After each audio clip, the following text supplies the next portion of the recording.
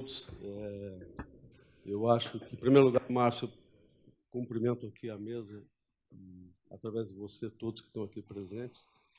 É um assunto, por tudo que eu vi nesse primeiro painel, que as empresas que estão vivendo, né, a minha vida foi de infraestrutura, eu milito 44 anos no setor de infra, basicamente a minha história do setor elétrico, né? E, obviamente, nós temos um desafio grande no Brasil. A minha empresa é uma empresa diretamente envolvida em várias situações, né? Portanto, eu me coloco aqui para discutir ideias e não casos específicos. Entendo que a Lava Jato, em si, ela é uma diálise de uma situação de civilidade brasileira, ela deve progredir para frente de uma maneira positiva, e isso aí não é o complexo de Copenhague. Inicialmente, eu gostaria de fazer uma colocação para vocês, para a gente situar onde é que o Brasil está na questão de infra. Eu não vou referir aqui a outras situações que não seja de infraestrutura, que é o campo que eu milito. Muito bem.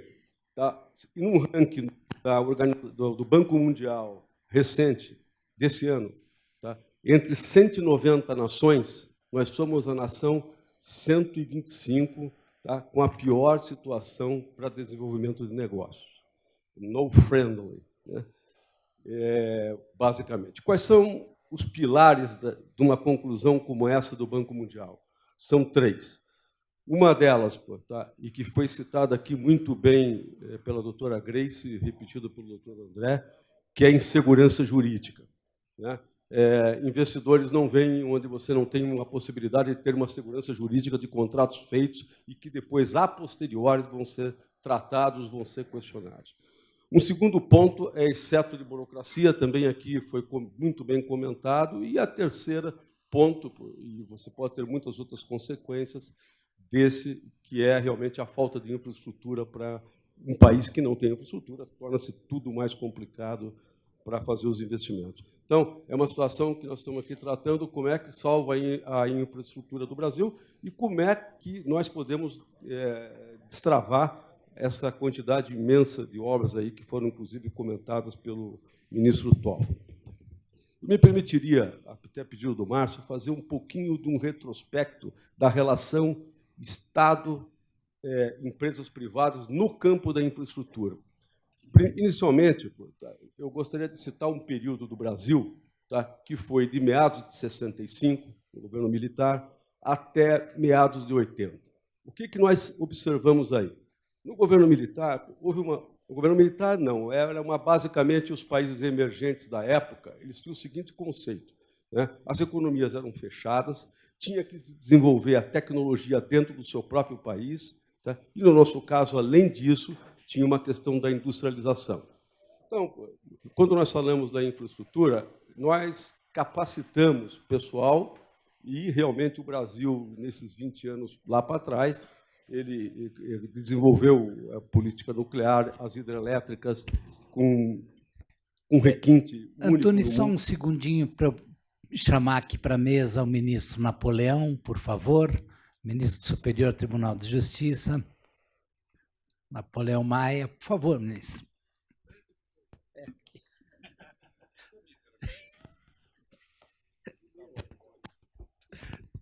Obrigado por ter vindo, ministro. Se o senhor puder ficar lá na ponta da mesa, por favor.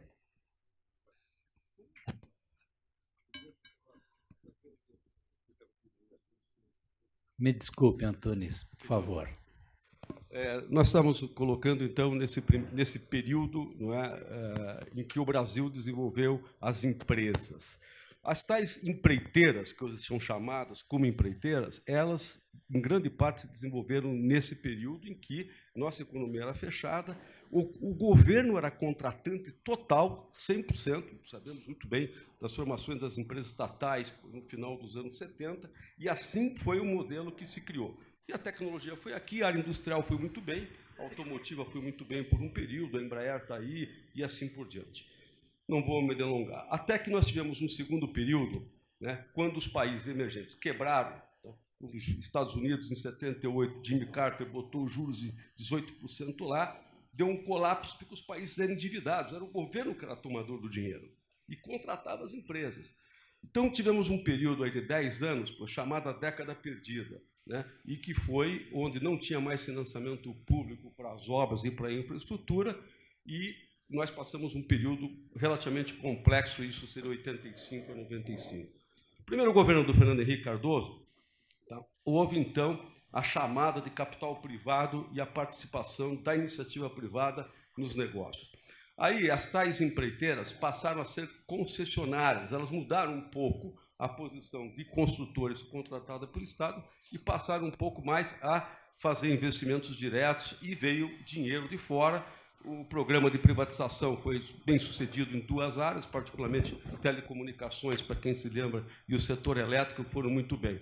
Entretanto, faltou dinheiro, quer dizer, a necessidade nesse momento o Brasil ainda não conseguia financiar, o BNDES ainda não fazia tantos financiamentos, então tivemos uma crise russa e um problema aí, né, que a infraestrutura travou por mais um certo período. Mas já tínhamos os chamados empreiteiros mudando um pouco a figura deles para ser mais concessionário, e aí aconteceu uma outra situação.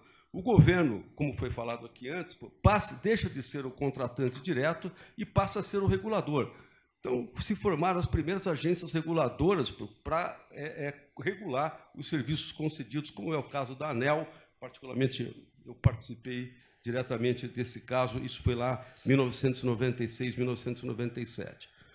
Pois bem, a falta de dinheiro, que daí nós tivemos até uma crise de energia em 2001 por falta de investimento, não tinha tanto capital privado, veio a partir do ano 2004, com uma fortíssima atuação do BNDES, de um lado, e dos fundos de pensão do outro.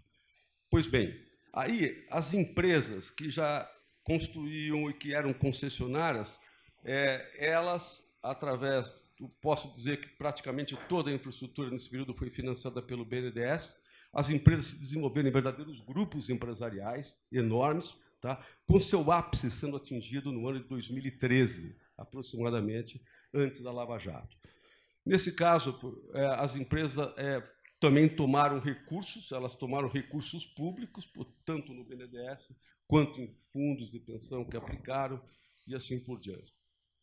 Um pouquinho disso aqui, a gente consegue enxergar a retrospectiva de como é que a situação foi mudando de contratante de governo para uma situação de que passaram a ser concessionários, a formação das agências, mas sempre o Estado com uma participação muito próxima, por quase impossível de dissociar das empresas. Em 2014 veio a Lava Jato. E eu comentei aqui que em 2013 praticamente as empresas atingiram seu ápice. Se for verificar balanços dessas grandes empresas, vocês vão verificar que foi 2012, 2013 que elas tiveram a sua melhor posição. A Lava Jato, nós não estamos aqui nem para discutir o mérito é indiscutível dela. Mas nós precisamos falar um pouco, e aqui, Márcio, para isso que tem a mesa, do contraponto dela, tá, sobre os determinados efeitos. Tanto as empresas grandes como médias, eu diria uma faixa de 40 empresas, elas acabam, e que, de fato, desenvolviam a infraestrutura. E, aliás, queria fazer só um comentário anterior.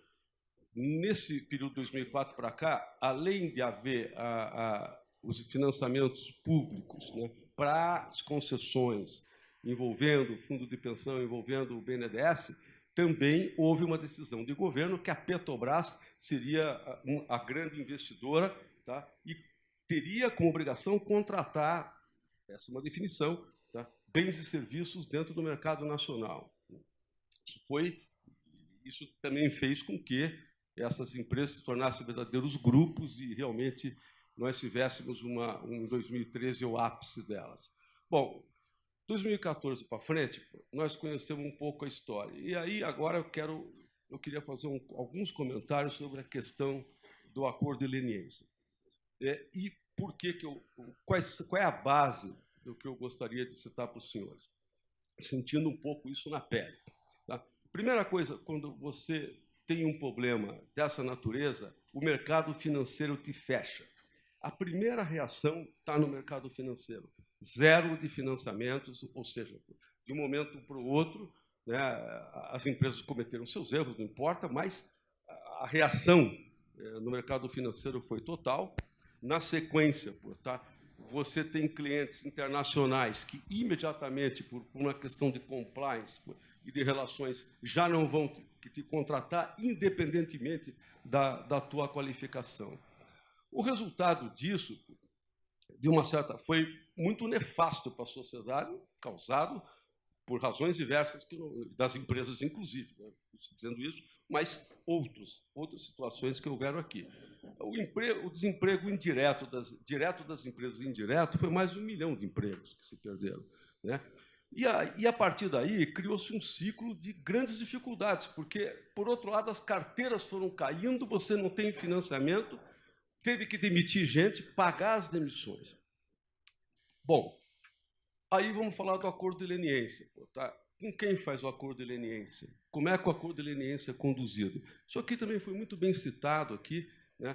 Nós tínhamos inicialmente o Ministério Público, que não deveria fazer, mas fazia, começou no Paraná, e depois, hoje, nós temos a CGU, a AGU e a TCU, que o TCU tem uma participação direta nessas avaliações de dano, né? Passa pelo Ministério Público, segue passando e passa também pelo Judiciário. Além disso, tá? Além disso, que nós temos diversos órgãos punitivos em cima da mesma situação, posso até dizer, do mesmo tipo de delito, você ainda tem a Receita Federal. Quer dizer assim, bom, se o senhor pagou propina aqui, não podia ter abatido a propina em imposto de renda. Então, as multas da Receita Federal são verdadeiros absurdos em cima das empresas. O que eu tenho pensado, raciocinado, trocado algumas ideias com vários agentes, o que eu penso um pouco sobre isso é que nós devíamos ter, e aí pode ser até um pouco de ingenuidade que eu vou falar agora, né? Mas minha vida, engenheiros são mais simples em certos raciocínios, e eu me pergunto, por que nós não teríamos a mesma maneira que nós temos uma força-tarefa, né, para tratar de como as empresas, como você descobriu os malfeitos das companhias, por que nós não teríamos o governo, no caso, Judiciário, Ministério Público e Governo, através dos seus vários órgãos, formando uma força-tarefa, aqui foi mencionado pelo ministro Toffoli, en passant, mas formando um grupo que tratasse dessa questão dessas 30, 40 empresas e desse uma prioridade nesses acordos, inclusive formando entre elas determinada metodologia de procedimento. Eu coloco um ponto a mais, tá? Nessa sugestão, nessa ideia para debate. Na verdade, não adianta haver multas, múltiplas situações, se a companhia não tem capacidade de pagar. E isso ninguém... parte do princípio que essas empresas ainda são necessárias e elas precisam sobreviver, porque tem mercado para elas e as empresas se propõem a corrigir os seus erros. Eu diria o seguinte, se tivesse um comitê desse, empresas... As 5 principais auditoras, tipo da KPMG, por exemplo, da Pricewaterhouse ou da Deloitte, essas 5 bigs poderiam perfeitamente fazer um quadro para esse comitê e dizer, essa empresa aqui, a capacidade de pagamento dela é essa. Tá? Cria realmente o ability to pay, forma um ability to pay, não com base no que o empresário fala ou outra situação, vai fazer com base no mercado que o sujeito está vivendo e na situação financeira que ele tem para ele poder cumprir. E pode-se criar normas, ideias diferentes, como percentagem do EBITDA durante 20 anos ela tem que deixar lá, e essas empresas que seriam pagas pelas próprias companhias que causaram o dano, elas teriam um acompanhamento anual. Inclusive, não distribui lucro para dono. Acabou. Dono não vai ter mais distribuição de lucro para o senhor. O senhor vai derivar tudo aquilo que fosse até atingir um cap que também seria estudado. Acho que isso aqui são mecanismos inteligentes que poderiam ser montados.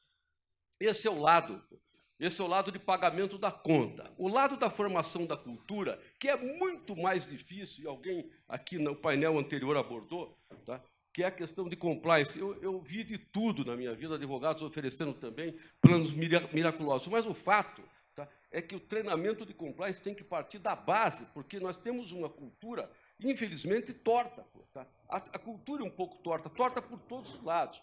Então, a formação, o treinamento das pessoas para que se invistam numa cultura correta dentro das companhias é fundamental. Né? Eu também diria que não apenas esse comitê, o que fosse montado, acompanhasse, tá certo, a questão contábil das empresas, como também acompanhasse, tá, ano a ano, através de auditoria independente, contratada de acordo com os critérios definidos com esse comitê, acompanhasse o andamento das empresas por 5, 10 anos com relatórios independentes, pode ser empresas internacionais. Isso aqui também foi comentado aqui pela CGU, eu creio. Bom, eu estou colocando aqui algumas situações e, para não tomar mais meu tempo, acho que pode estar estourando aí, eu queria fazer alguns comentários também de relações mundiais e um pouco de exemplos, que alguns foram dados aqui. Por exemplo, a Siemens teve uma corrupção mundial, o governo da Alemanha não mandou matar a Siemens, mandou? Fez todo mundo, eles fizeram os acordos, abriram e tem uma gestão correta. A Volkswagen ela falcatruou por emissão de gases no mundo inteiro. Eu quero saber se o governo da Alemanha mandou fechar a Volkswagen. Se isso aí tem algum sentido prático, mandar fechar a Volkswagen. Bom, ela se adequou, paga suas multas, evidentemente não vai cometer, e estamos falando de uma democracia alemã. Por Deus do céu, não é uma democracia de ontem, e nem vamos falar que uma falcatrua de emissão de gás é uma coisa simples, banal e pequena. Eu vou pegar um outro exemplo aqui, agora, da relação governo-estado na Espanha. Tá? Não sei se vocês acompanharam, 5 anos atrás, uma das maiores empresas de energia da Espanha chamava-se Endesa. A Endesa estava sendo comprada numa compra hostil pelos alemães da E.ON. E.ON é uma empresa alemã. Tá? O que o governo espanhol fez? Ele travou a negociação, isso aí foi para a justiça, foi uma discussão mundial e que, no final, o governo espanhol botou a Endesa dividida em 2 partes, com a participação de quem ela quis na iniciativa privada, junto com o governo. Tá? Isso aí aconteceu. Agora mesmo, a GE compra os ativos da Alstom. Vocês acham que o governo francês ficou assistindo a GE comprar os ativos da Alstom? Tem que ela tenha participação? Então, eu queria também recuperar aqui uma posição que foi colocada, além da primeira sugestão, a segunda sugestão. Aqui no Brasil, a relação privada-pública ela tem que existir. É impossível não existir, como regulador ou de outra maneira. Então, não tem como, hoje, o funcionário público, o civil servant, ele é incapaz de assinar qualquer coisa para discutir um acerto de tarifa de rodovia que está correto, não vai decidir. Ele prefere dizer não. E essa situação hoje, essas 2 condições, nós temos que ver como nós resolvemos em bloco a questão da leniência de um lado e como nós também recuperamos essa transparência do servidor público, de maneira que ele também possa trabalhar, exercer, porque precisa ter a relação, que foi o que a ministra Grace comentou aí. Tunis, no final, então, eu vou deixar as perguntas para o final também, porque eu gostaria de saber da sua luta pela leniência, uma coisa muito importante no contexto do nosso seminário. Mas temos aqui o doutor Nicolau Dino, com grande experiência, numa coisa que é nova, que é o acordo de leniência com o Ministério Público Federal. Então, eu peço ao doutor Nicolau Dino que exponha o seu pensamento a respeito dessa situação que vivemos hoje no Brasil e que tanto afeta o desenvolvimento, que é essa paradeira de empresas que temos atualmente. Muito obrigado, Chaé. Eu cumprimento você e felicito o Conjur pela iniciativa desse evento, cumprimento os colegas de mesa virtual, a assistência nesta tarde de segunda-feira. O tema realmente é muito provocativo, acho que você foi muito feliz em batizar o evento da forma como feita, e eu tive também a oportunidade de assistir pelo menos a segunda parte do painel anterior e percebi que algumas palavras foram colocadas com a força necessária e que efetivamente são significativas para o enfrentamento dessa questão. Falou-se em boa-fé, falou-se em proteção da confiança, falou-se em segurança jurídica, e eu percebi na fala do meu antecessor que, subliminarmente, essas questões também se fizeram presentes. Eu acho que essas três palavras bem resumem a razão desse debate. Quando se trata, quando se discute o acordo de leniência, porque é fundamental para todas as partes envolvidas, numa cultura de formação de consenso, a existência desses três elementos. Sem isso, não pode haver, ministro Veloso aqui presente, saúdo, não pode haver nenhum tipo de negociação exitosa.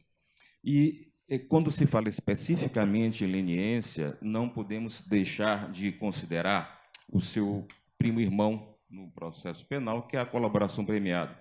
E não podemos também considerar, dentro desse contexto, a delicada questão da fragmentação organizacional do Estado quando se depara com um fato ilícito.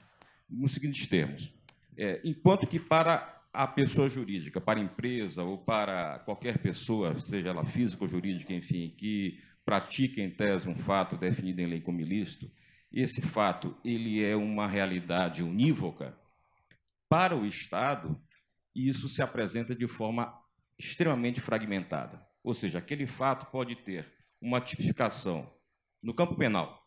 Aquele fato pode configurar um crime, aquele fato pode configurar uma improbidade administrativa, aquele fato pode configurar um ilícito administrativo, passível de sanções no plano interno da administração.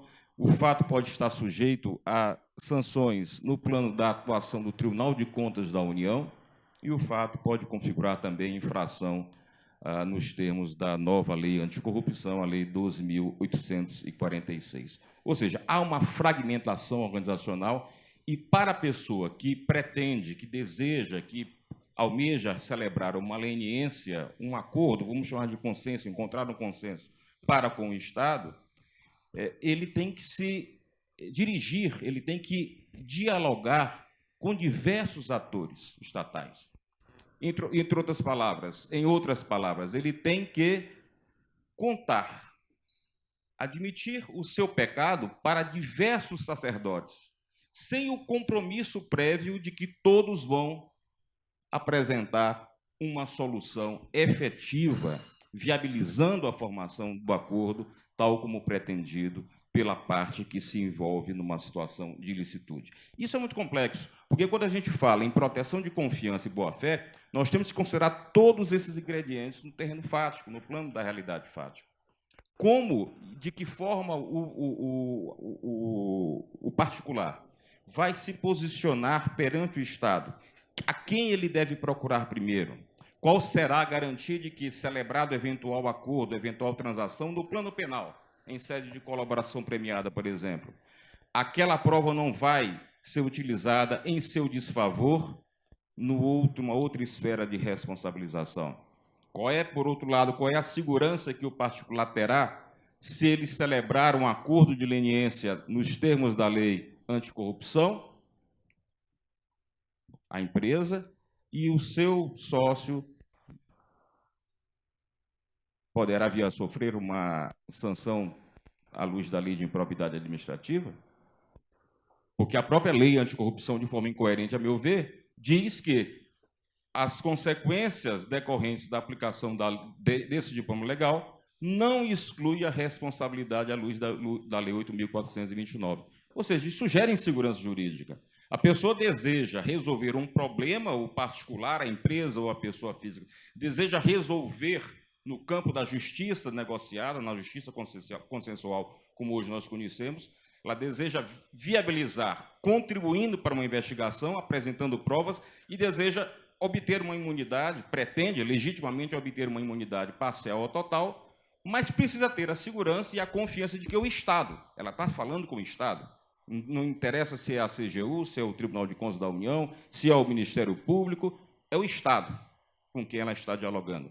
Então, qual é a segurança, indago, que essa pessoa física ou jurídica terá de acertar aqui uma leniência e não ser, figurativamente falando, apunhalada pelas costas pelo próprio Estado em face de uma outra esfera de responsabilização que se apresenta. Então, vejam que isso eu estou sendo absolutamente sincero com todos, leal no debate, isso é um problema seríssimo para todas as partes envolvidas, tanto para os atores do Estado, quanto para os particulares. Todos nós nos encontramos diante de uma mesma realidade em que sai-se de uma cultura de conflito, nos termos que nós somos gerados e gestados no século XX, e ingressamos numa cultura de formação de consensos, inclusive no plano sancionador. Então, para começo de conversa, nós precisamos resolver essa grave pendência quando se fala em proteção de confiança, quando se fala em segurança jurídica. Dito de outra forma, quando o particular, quando a pessoa física ou jurídica, repito, pretende cooperar com o Estado, no sentido do alargamento, do aprofundamento da investigação, e, com isso, obter um benefício, sob o ponto de vista da sanção premial, sob o ponto de vista da sua imunidade, é preciso que se tenha a garantia e que o Estado tenha condições de ofertar de forma coerente a garantia da imunidade em todas as diversas esferas de responsabilização que o Estado tem ao seu dispor. Não se pode supor que, de um lado, se celebre uma transação numa esfera e, da outra esfera, essa mesma pessoa sofra uma sanção em razão de ter colaborado com o Estado numa determinada investigação. Então, essa fragmentação organizacional, essa fragmentação estatal, gera algumas perplexidades quando se fala em promoção de responsabilidades ou quando se fala em formação de consensos, quando se fala na construção de um consenso no plano sancionatório. Precisamos resolver isso. De que forma nós podemos resolver isso? Há vários caminhos. Um deles, talvez o mais importante, seria deixar de forma mais clara na legislação que, quando se fala em consenso, quando se fala em formação de consenso no plano sancionatório, nós temos que trabalhar com essa ideia de uma forma transversal. Ou seja, a leniência, em sentido lato aqui, ela deve estar presente em todas as esferas, ela deve repercutir em todas as esferas de responsabilização à disposição do Estado. Aquele que vai colaborar, aquele que vai contribuir, aquele que vai cooperar, que vai contar o seu pecado a um sacerdote, ele está falando com o Estado e o Estado globalmente considerado. Bom, mas vocês poderiam perguntar de que forma, se nós temos dentro dessa fragmentação, de que forma nós vamos garantir isso, se existe no modelo da nossa estrutura, o modelo estatal de repressão de ilícitos, de persecução e repressão, nós temos diversos atores com legitimação concomitante. No campo da improbidade administrativa, por exemplo, a União tem responsabilidade, tem legitimação ativa, os entes públicos em geral, o Ministério Público tem responsabilidade, tem legitimidade, perdão. Em outras esferas de responsabilização, nós vamos encontrar também colegitimações. De que forma nós vamos viabilizar isso? Sentando todos a uma mesa? Eu acho que é um caminho, sim, muito possível, muito necessário. A interlocução e o diálogo interinstitucional, esses dois ingredientes são absolutamente fundamentais quando se trata de eliminação de contradições. E um outro aspecto que precisa ser considerado. O Ministério Público tem uma legitimação, entre todos os personagens que se apresentam, ele tem uma legitimação exclusiva no campo da promoção da responsabilidade penal. Essa experiência já foi vivenciada, digo isso entre parênteses, no que se refere ao combate a práticas anticoncorrenciais no sistema do CAD. Tendo o Ministério Público uma legitimação penal exclusiva, uma titularidade para propor a ação penal de forma exclusiva, para que se tenha o mínimo de coerência na formação dos consensos, é fundamental que esse personagem, que o Ministério Público, que é titular da ação penal, deva estar presente em todas as mesas de negociação, exatamente para evitar a contradição, para evitar a perplexidade para o particular que se vê negociando numa esfera de responsabilização e, de repente, sofre uma persecução na outra seara de responsabilização. Isso não é desejável por ninguém, nem por nós. Daí porque coloco na mesa essa ideia da coerência e da participação dos diversos atores, entre os quais o Ministério Público, nas rodadas de formação de consenso. Um segundo ponto que eu coloco, que me parece extremamente importante. A prova que eventualmente é apresentada, os elementos de prova que são eventualmente apresentados por alguém que está cooperando com o Estado numa determinada esfera, essa prova não pode ser utilizada em desfavor dessa pessoa na outra esfera de responsabilização. Isso seria o cúmulo da traição se nós admitíssemos o contrário.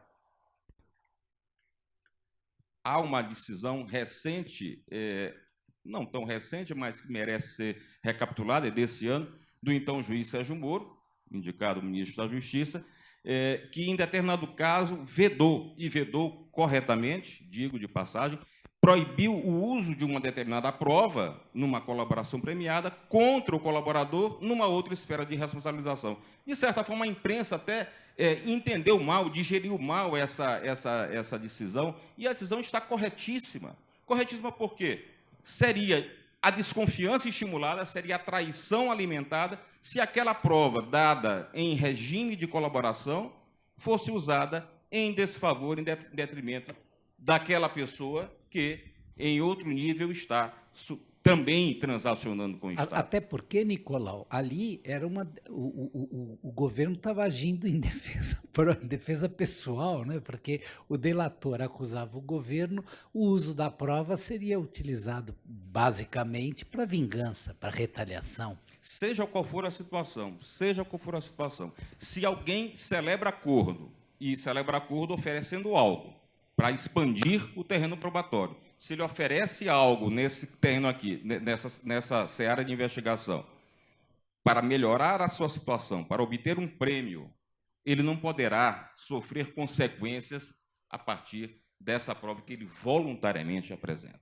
Então, esses dois aspectos, pelo menos esses dois aspectos, Chaer, eu acho que são fundamentais para que nós possamos começar a pensar em consensos e pensar naquilo que foi dito na mesa anterior. A busca da coerência, a proteção da confiança e tudo isso convergindo para uma ideia de maior eficiência do Estado e promoção, portanto, da segurança jurídica.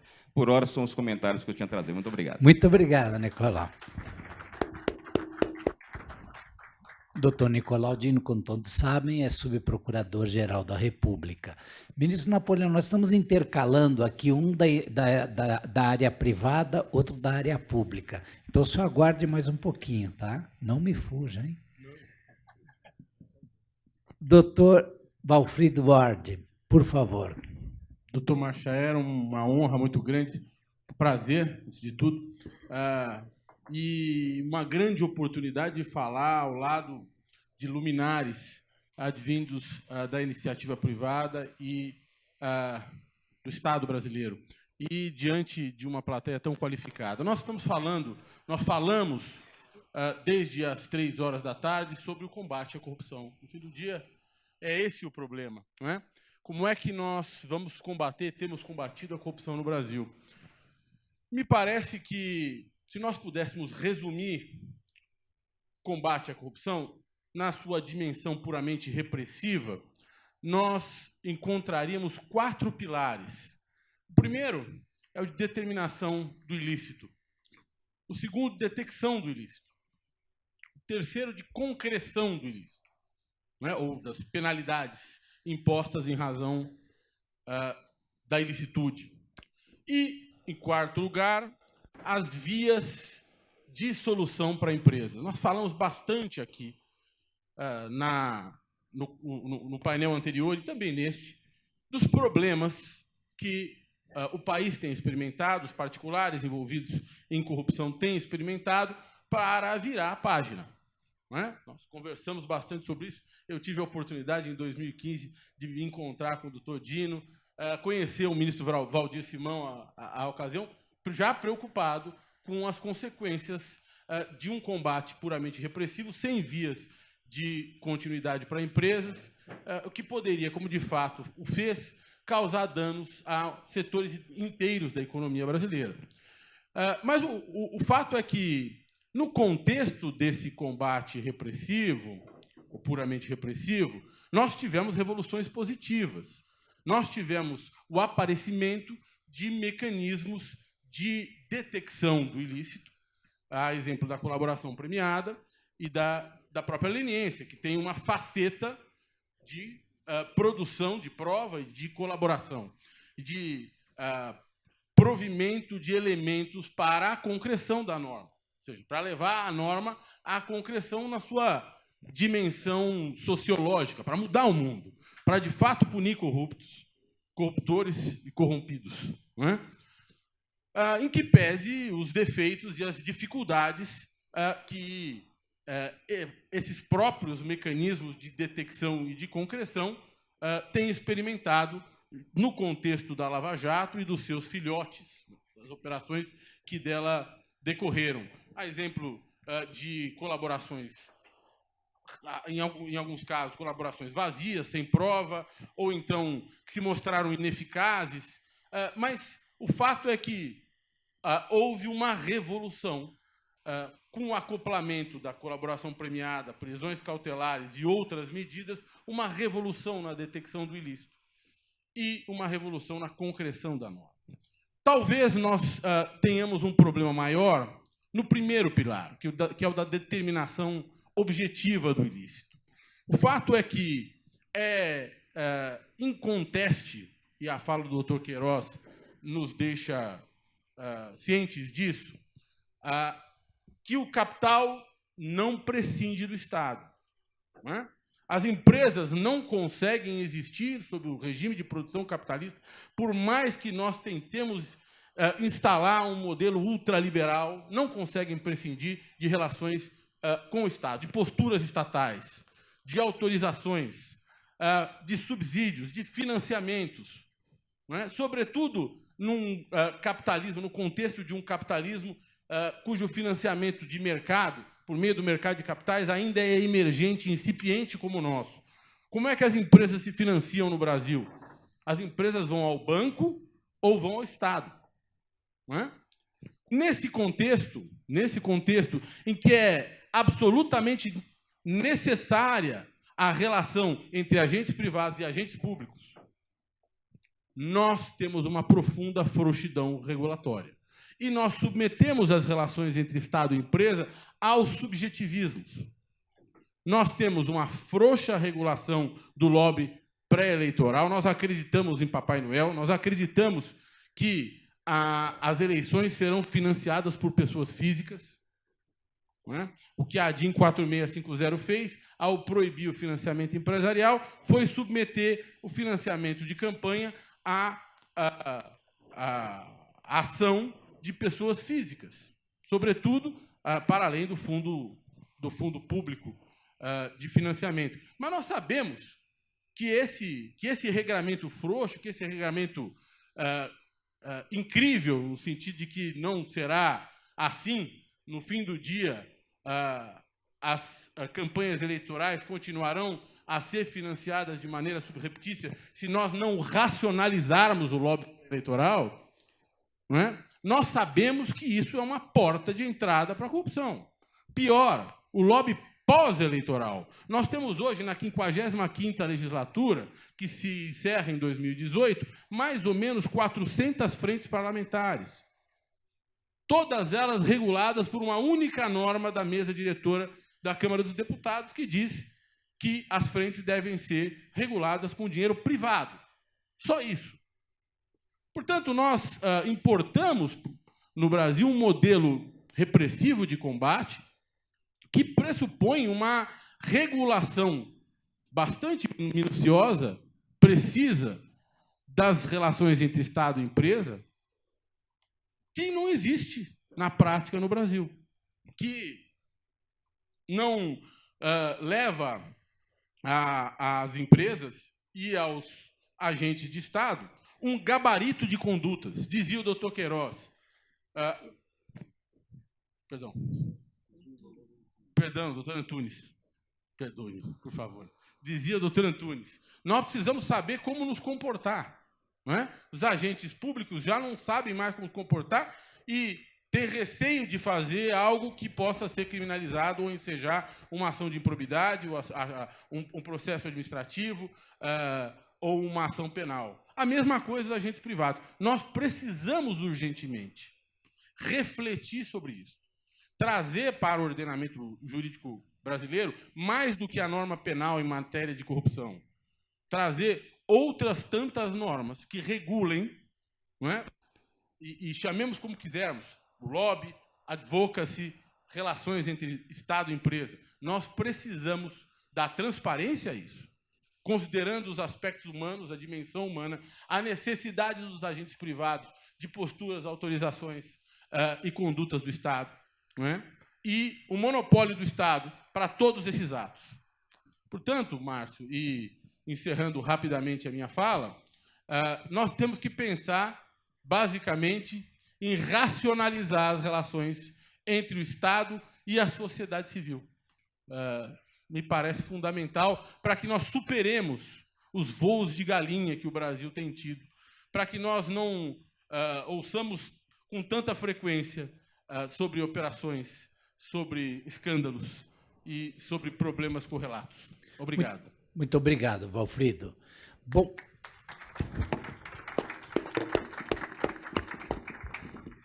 peço agora ao nosso querido amigo, ministro Napoleão Nunes Maia, que o ministro Napoleão ele é da seção de Direito Público no STJ e é quem cuida com grande proficiência da matéria da improbidade, que é um outro aspecto, né? Nós falamos que na falta de acordo de leniência não saem obras, as improbidades, as múltiplas e diversas e milhares de ações de improbidade também travam, não é? Por favor, ministro. Muito obrigado, Márcio. Saúdo a você e o seleto auditório nas pessoas do ministro Supremo Tribunal Federal, César Amigo, e também do ministro César Rocha, do STJ, que estão presentes.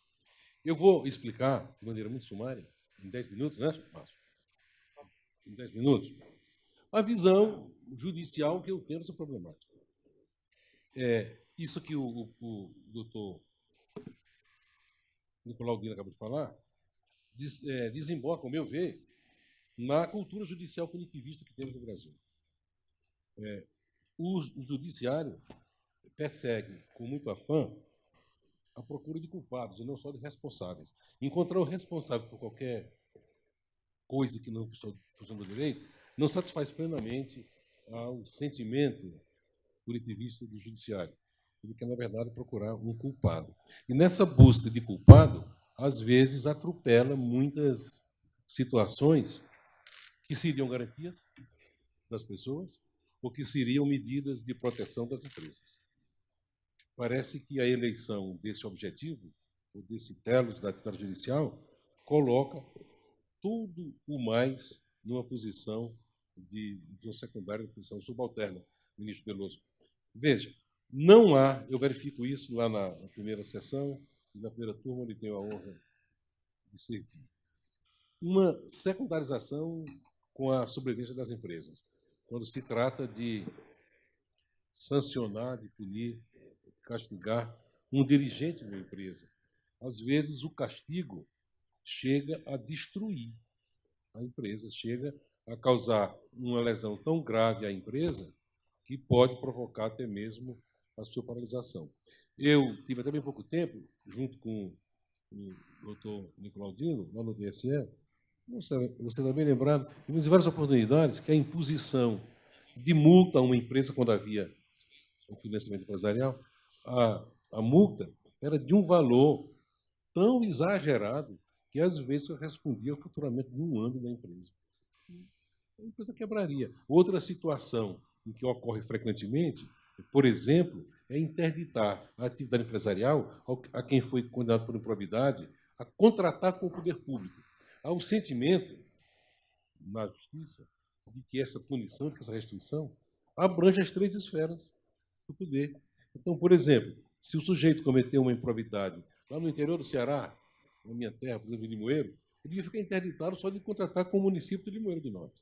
Mas fica com o de Limoeiro, com o de Fortaleza, com o de Sobral, com o de Juazeiro, e com todos os municípios do Brasil. Ou seja, a empresa fica realmente com o dedo no suspiro. Essa visão punitivista, ou multipunitivista, Márcio, eu acho que tem de ser revista, e isso depende da cultura judicial. A nossa cultura é esta de punir sempre, e quanto mais severa for a punição, parece que mais legítima ela se torna, quando deveria ser o contrário, né? A punição deveria ser para reparar e não para destruir. Eu verifico isso. Outra observação que nos aflige sobremaneira é a tipificação das condutas. As condutas de improbidade, por exemplo, ministro César, não são tipificadas de maneira criteriosa, de modo que se pode dizer, numa linguagem assim meio abusada, que qualquer conduta infracional cabe no artigo 11 da Lei de Improbidade. Qualquer coisa. Então, nós temos uma pletora incontrolável de figuras aparentemente infracionais, mas que poderiam, e ímprobas, que poderiam ser facilmente reprimidas no âmbito administrativo. Mas sempre há uma situação de improbidade, sempre há uma severidade na imposição de penalidades e uma desproporção, frequentemente gritante, entre a conduta do sujeito e a sanção que ele recebe. Por exemplo, se tratando de um político qualquer, de um vereador, de um prefeito, de um deputado, que pega uma pena de suspensão de direito político por 8 anos. Se for um governador, são 2 mandatos. Se for um senador, é um mandato inteiro de senador. E depois de 8 anos, ele está totalmente alijado da vida pública. E, frequentemente, aquela infração que ele cometeu poderia ser equacionada de outro modo, uma reparação, por exemplo. A outra falha que eu vejo na lei de improbidade, aliás, foi feita recentemente uma revisão, ministro Veloso, uma revisão da lei de improbidade por uma comissão de juristas, e eu verifico que houve um recrudescimento das sanções. Houve uma exaltação da punitividade. E essa, a meu ver, é uma tendência que parece que está avassalando o pensamento da nossa magistratura, e, às vezes, em momentos de desencanto, pelo menos, eu digo que não tem retorno. Mas o professor Nicolaudino presenciou várias vezes no TSE a nossa posição, a minha posição, contra, por exemplo, cassações indiscriminadas de mandatos eletivos por infrações absolutamente desculpáveis. O ministro Fux gostava de dizer que só se deve cassar o mandato de qualquer pessoa quando a infração for absolutamente imperdoável, porque o titular do poder político é o povo, etc. Esses raciocínios todos que se faz e que são muito necessários de aplicação no domínio punitivo. Talvez devamos imaginar sempre que o sujeito é inocente, mas estamos sempre imaginando agora que o sujeito é culpado. Por exemplo, numa delação, se o nome de uma pessoa figura na delação, ele já está estigmatizado, independentemente de ser verdade ou não, de se comprovar ou não, e de aquilo ir avante ou não. Ele já está, como diz na minha terra, está na Rua da Amargura ou na Casa do Sem Jeito. Já tem um estigma em cima dele para o resto da vida. Alguns poderão, por condescendência, até relevar, mas a massa, não comento nada a respeito, mas há uma censura. Isto é algo que precisa ser imediatamente combatido. E o combate disso, eu acho que o doutor Antunes falou na cultura. A cultura é o segredo de tudo, penso eu. Eu acho que devemos fazer mais seminários desse tipo, como esse, para a magistratura. Para mentalizar os juízes de que os atos ímprobos devem ser rigorosamente típicos e sempre se exigir de quem acusa a prova total, cumprida e completa de tudo que se refere ao ato, e não fazer-se suposições ou usar-se frequentemente delações premiadas para incriminar uma pessoa, e aquela pessoa ser processada no afã de provar sua inocência, que é justamente o contrário do que se tinha tradicionalmente como assente na nossa prática judicial. O Márcio pediu também para falar alguma coisa sobre o efeito da ação de improbidade no engessamento das obras de infraestrutura do país. É uma extensão disso que eu acabei de falar. Nós não separamos as pessoas das empresas. Frequentemente, a punição a uma pessoa acarreta uma sanção violentíssima para a empresa, uma paralisação, às vezes uma interdição de celebrar contratos com o governo, e muitas empresas, geralmente da área de engenharia, pelo menos no meu estado, no Ceará, sobrevivem, eu diria que na sua grande maioria, de contratos públicos. Quer dizer, se uma infração cometida, por exemplo, em Baturité, que é uma belíssima cidade do Ceará, perto de Fortaleza, vai impedir de ele contratar com a Prefeitura de Fortaleza, eu acho que ele está perdido. Né? Ele devia ser proibido contratar em Baturité, no máximo. Mas não, fica em Baturité, fica em Redenção, fica em Guarabiranga, e até Fortaleza. Fica proibido, ele fica tisnado no estado todo, no Nordeste todo e no país todo. Será que isso é razoável? Isso é sensato, ministro Veloso? Isso é correto? Quando alguém vai condenado por uma infração cometida no município, ficar impossibilitado de contratar com qualquer esfera do poder público brasileiro, incluindo as autarquias, empresas públicas, economia mista, fundações e tudo. Os sujeitos ficam proscritos. Bom, é preciso, penso eu, separar essas coisas e preservar as empresas. Eu me lembro quando o ministro Toffoli era da AGU, eu era desembargador na 5ª Região. E o professor Hugo Machado encaminhou uma vez para ele uma sugestão que ele acolheu, mas logo em seguida não pude dar andamento a isso, porque saiu da AGU. Era o seguinte: as empresas, era uma relação à matéria tributária, as empresas que estavam em débito com o Fisco Federal deviam ter prioridade nas licitações. Estranho, né? Mas deixariam retido em cada fatura tanto por cento para pagar o débito. Quer dizer, era uma maneira de o fisco receber e a empresa se salvar. Né? A empresa, pelo menos, ter uma sobrevida ou tentar se salvar. É uma ideia realmente revolucionária. Não pode nem licitar. Quem está devendo ao fisco não pode nem licitar, quanto mais contratar e preferencialmente. Quer dizer, isso soa aos ouvidos de todos nós, assim como uma heresia, assim como se fosse uma absurdeza. Mas talvez essa fosse uma maneira de fortalecer as empresas e do fisco receber. Resultado: a empresa fica sem poder contratar, sem poder licitar, sem poder trabalhar. Nem paga seus fornecedores, seus empregados, seus tributos, e nem paga o que está devendo no fisco. Quer dizer, não é uma solução prudente, nem inteligente. O ministro Toffoli, na época da AGU, achou isso muito bem craneado, muito bem bolado. Evidentemente, essa política poderia identificar as empresas recuperáveis e recuperá-las, como fazem os bancos. Quando a empresa tem dificuldade, o que o banco faz? Empresta mais dinheiro à empresa, para a empresa se reerguer, pagar o débito antigo e o débito novo. Era assim que devia proceder, penso eu, também o poder público em relação a certas irregularidades que apuram com relação ao recebimento dos seus créditos.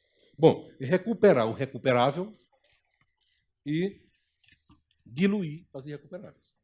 Ou seja, vender as irrecuperáveis, fazer uma absorção delas por outras empresas, que incorporasse aquele patrimônio de algum modo, ou extinguisse aquelas irrecuperáveis, como dizia o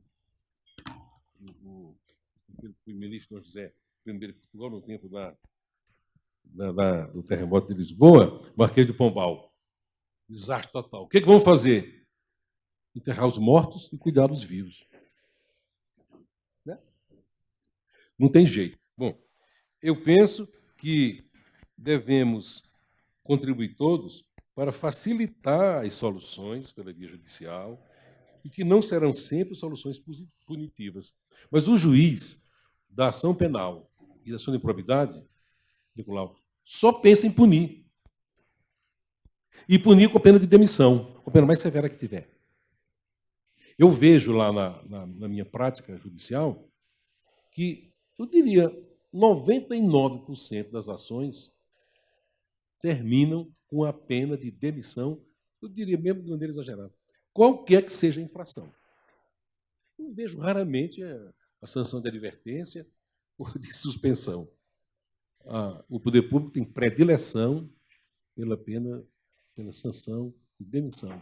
Às vezes, a infração é mínima, é insignificante, é relevável. Por exemplo, doutor Antunes, um servidor público tenta abastecer o seu veículo particular com o cartão da repartição. Tenta, porque quando colocou a placa do carro, o sistema rejeitou, porque não bateu o programa. Pois bem, ele tentou. Era R$ 32. Que sanção merece esse sujeito? Tinha 68 anos de idade e mais de 30 de serviço público. Sem nenhuma advertência, sem nada. E ele explicou para mim, olha, eu me enganei de cartão. Pode ser que não tenha sido, mas pode ser que tenha sido. Sabe qual foi a pena, ministro, aplicada nele? Demissão. Um prefeito, na cidade interior do Tocantins, perdeu o cargo de prefeito porque, é até engraçada a situação, porque namorava com a chefe de gabinete. Não é possível ser por isso. Eu pensei cá comigo. Não é possível ser só isso. Mulher casada? Não. E ele? Também não. E o que tem de errado e de ímprobo nisto? Ele saía da repartição, saía do gabinete do prefeito, no carro do prefeito, e levava a namorada até a casa dela. Ele perdeu o cargo de prefeito, não estou brincando, não. Um outro caso, no Mato Grosso do Sul, o presidente da Câmara, o vereador, cedeu o carro da presidente da Câmara para uma senhora e 2 crianças, filhas dela, visitarem uma cidade vizinha a cerca de 80 quilômetros, o marido dela e pai das crianças, que estava preso e terminal de câncer. Terminou morrendo. O presidiário. Pois bem, ele perdeu o cargo de vereador por causa disso. Por causa disto.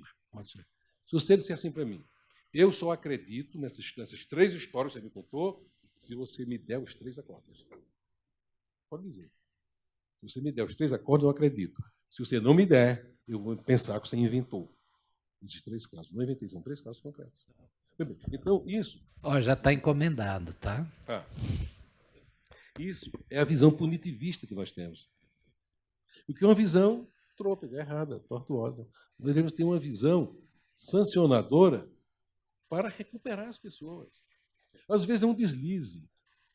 Às vezes, esse do cartão de R$ 32, eu reputei que era um deslize. Eu disse até o seguinte, nem que ele tivesse abastecido mesmo, não merecia essa sanção. Essa sanção é só para quem comete uma coisa muito grave. Pois bem, eu observo que essa questão da leniência vem de lenitivo, né? Lenitivo é algo para melhorar, para facilitar, para recuperar, para estimular. Agora, veja, esse que você falou ainda há pouco, Nicolau, de uma delação produzir efeitos contra o sujeito que fez a delação. Isso só quem pode barrar é o judiciário. Só quem pode barrar é o judiciário. Eu penso que devemos trabalhar muito mais, com toda franqueza, na reculturalização dos magistrados. Evidentemente que alguém pode querer levar uma informação de uma delação para um outro processo em desfavor de quem prestou a delação. Pode levar. Por mim, pode levar. Eu apenas não aceito, como eu não aceito, não. Eu dizia muito ao ministro Gilmar, lá no TSE, essa história de o jeito usar, fazer, pintar, botando coisa na imprensa contra as pessoas. Eu dizia, olha, existe uma maneira muito simples de resolver isto. Qual é? É o juiz dizer, pode dizer o que quiser na imprensa, para mim não vale nada. Pode dizer. Mas se trouxer para o juiz, descarto. Nem manda autuar. Devolva. Isso não presta para mim. Uma coisa anônima. Me lembro, eu era juiz na 5ª Região, em Recife, e houve um caso desse, recebi umas coisas anônimas, e o Ministério Público me pediu qual foi a providência que você tomou com relação a essas cartas que você recebeu. Tomou alguma providência? Eu disse, tomei. Tomei, sim. O que você fez? Picotei. Eu vou fazer uma coisa anônima. Para que serve? Entendeu? Naquele tempo ainda se dizia que coisa anônima não serve para nada. Agora já serve.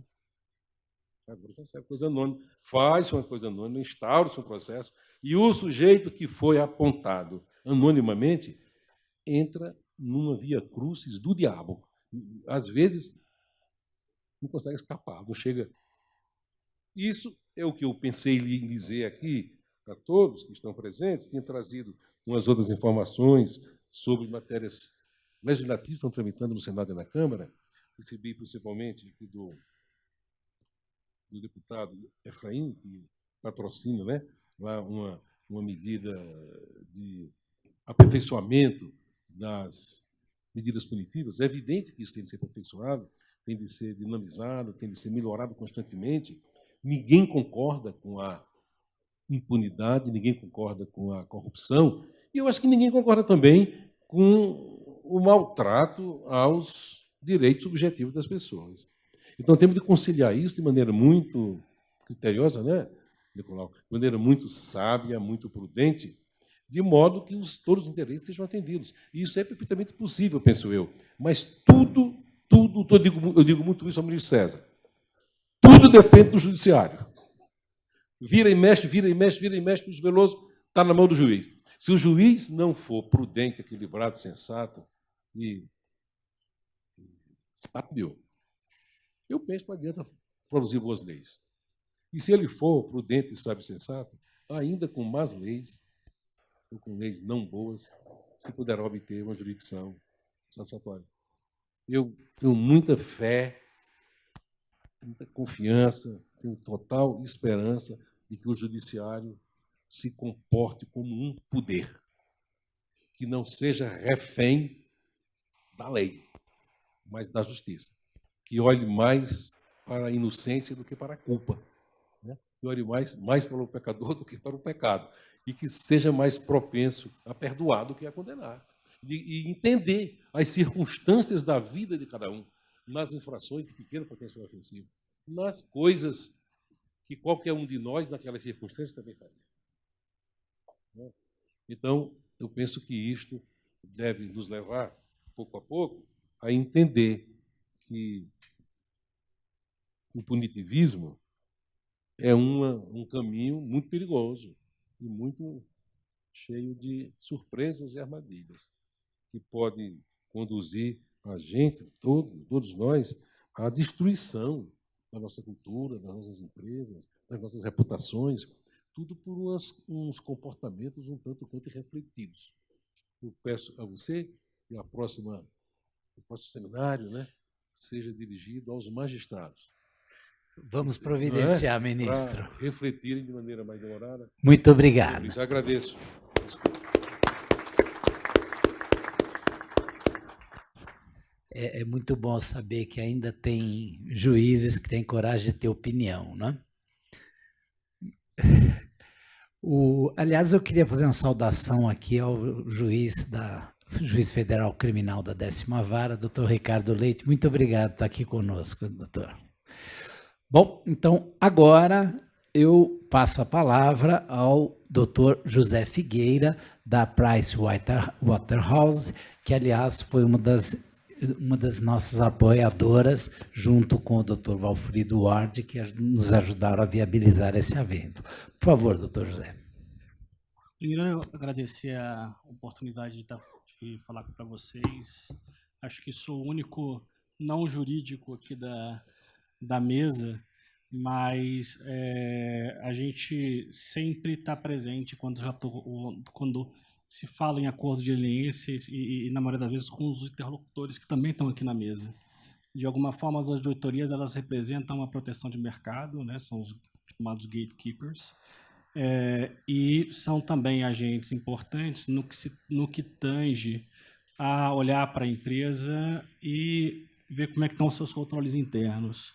E a questão do aprimoramento de controles internos é um vamos dizer, dos efeitos que se espera no acordo de leniência. Ou seja, quando se fala que a empresa entra num acordo de leniência e se submete às penalidades, também se fala, em alguns casos, de que vai se estabelecer uma monitoria, especialmente em casos em que se tem um acordo multilateral, né, transnacional, em que você vai estabelecer um terceiro agente para acompanhar um procedimento de cumprimento do acordo e de cumprimento dos remédios chamados de aprimoramento interno. Mas também se busca, em última análise, que aquela cultura que vinha sendo aplicada até aquele determinado momento não ocorra mais. E isso se passa através, especialmente, do aprimoramento das áreas, do fortalecimento da governança das empresas, e aí cada um tem uma opinião. A gente ouviu opiniões mais cedo com relação ao afastamento de quadros de diretoria, a gente vê bastante a criação criação e fortalecimento e até criação de cargos estatutários para a diretoria de compliance. A gente vê um grande movimento no mercado também nesse segmento. E aí é que a gente vê que é muito importante que essa cultura, efetivamente, ela permeie toda a sociedade. E permeia a sociedade, permeia as empresas, para que efetivamente se haja uma evolução. Como que se faz isso? A gente todo ano na Price, a gente publica um estudo de fraude e corrupção. E esse estudo ele passa por uma entrevista que a gente faz mundialmente com quase 1.500, 2.000 CEOs, para entender qual é a visão das empresas no mundo todo, e depois a gente faz uma comparação com o Brasil. Então, a gente percebe muito a visão desse sincronismo entre os órgãos, entre os interlocutores, entre os agentes regulatórios, a percepção de que vem mais regulação para combater corrupção e como que se endereça nisso. Mas a gente também vê, nesses estudos, duas percepções com relação ao chamado C-Level, aos órgãos de administração e órgãos máximos. O primeiro ele aponta que a maioria das fraudes perpetradas elas são com a participação do C-Level. E isso é muito preocupante, porque quando você olha no contexto de mudança de cultura, de aprimoramento de um sistema de compliance forte, ele parte de um princípio que a gente fala que é o tone of the top. Ou seja, você tem que ter o exemplo das pessoas que são líderes ou das pessoas que efetivamente contêm um poder na empresa, para que aquilo permeie para todos os membros da empresa e para que aquilo seja difundido na empresa e para que a empresa passe a não só perceber valor nisso, mas que isso fortaleça o brand da empresa. A gente falou aqui de empresas que entraram em acordo de leniência e que perderam imediatamente bilhões de valor de mercado. Por quê? Porque a percepção do mercado naquela empresa passa por um nível de desconfiança, ou passa por um nível que ela vai passar uma situação mais complicada pela frente. Então, a gente tem uma visão muito pragmática até no contexto desse estudo, de que é fundamental um fortalecimento da cultura, é fundamental que as pessoas da empresa sintam-se engajadas na mudança da empresa e que também se sintam como agentes importantes no fortalecimento do brand da empresa e no fortalecimento do combate à própria corrupção. Se você pega também os outros estudos que não o nosso, eles apontam como uma das principais fontes de detecção de fraude o que chama de whistleblower, que é a denúncia espontânea que se acontece, seja no âmbito da empresa, e aqui tivemos no seminário anterior um testemunho falando que hoje temos muito mais as empresas do seu sistema de compliance que detectaram a fraude, que estão batendo na nossa porta, para ver como é que se compõe um problema, do que tínhamos há algum tempo atrás. Isso é, de alguma forma, reflexo do fortalecimento dos controles internos, do fortalecimento das áreas internas e do aculturamento das próprias pessoas de perceberem que a empresa não pode passar novamente por aquele caminho crítico. Aqui a gente tem depoimentos de empresas que pelo certo ou pelo errado, não estou aqui para julgar, até porque não sou membro do judiciário, mas é fato que esse caminho crítico afeta a vida das pessoas.